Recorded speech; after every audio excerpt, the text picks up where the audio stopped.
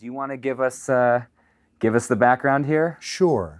So 20 years ago, I was a 36-year-old public relations director for a children's media company in Manhattan.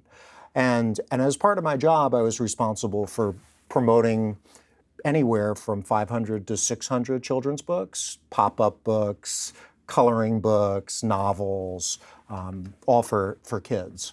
And but I was given a book that was a very big success in the UK, and was told in no uncertain terms by my publisher that my small ragtag little publicity team was responsible for turning it into a multi-million-dollar brand. And that book was Harry Potter. So I was the very first person in North America to actually really touch the books from a publicity perspective. So I actually remember being handed the manuscript because it had to be Americanized. It had only been in the UK. It was still the Philosopher's Stone. It was still the Philosopher's Stone, so it was rewritten as the Sorcerer's Stone. They took out all of the English kinds of language, the British isms, and I remember just staying up all night reading the book and saying, this thing's gonna be freaking huge. So where I was kind of skeptical when I was told that what I was gonna have to do. What was it about it that got you so excited? Yeah, so it's pretty funny as the publicity director at a children's book company. Like I never read any of the books, like except for like the picture books because those were easy to get through. Yeah. But occasionally one would stand out. So I read the book because I was told that I had to, and because it was gonna have to be huge. But what stood out to me is that it brought me back to a lot of those books that I loved so much as a kid, as a young boy, Charlie and the Chocolate Factory, The Phantom Toll Booth. So it really connected me to the magic of possibility. And I'll also say on a more personal level, and I think it's why the books resonate so well with so many audiences is, I could relate to the character of Harry Potter as feeling like an outsider. And even though I was not abused by my parents or step-parents, or I don't have step-parents, I wasn't abused by my parents, I didn't live under the stairs, I knew that I could associate with that feeling of being different, as a gay kid, just always knowing that there was something different about me. And so I really related to Harry Potter, and the books are just amazing. I mean, what J.K. Rowling did to create this world is just beyond anyone's imagination.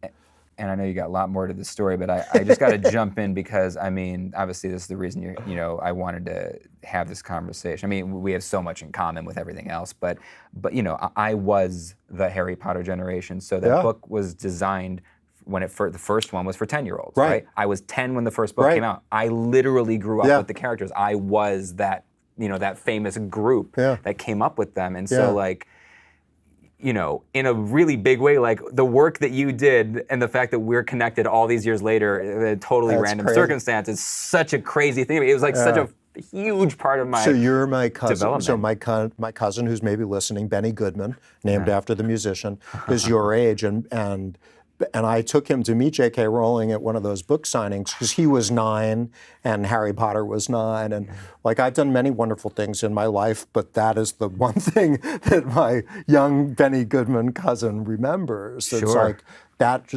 was like a huge life-altering moment for him. It's incredible. Yeah, really, really cool. So what was what was going through your head? What was the campaign like? How did you figure out, how do we take, like you said, it was a ragtag team. It was just you and a couple of people, right? Yeah, it was. I think the publicity department was only 5 people or 6 people. We weren't all, and that wasn't the only thing that we were working on. But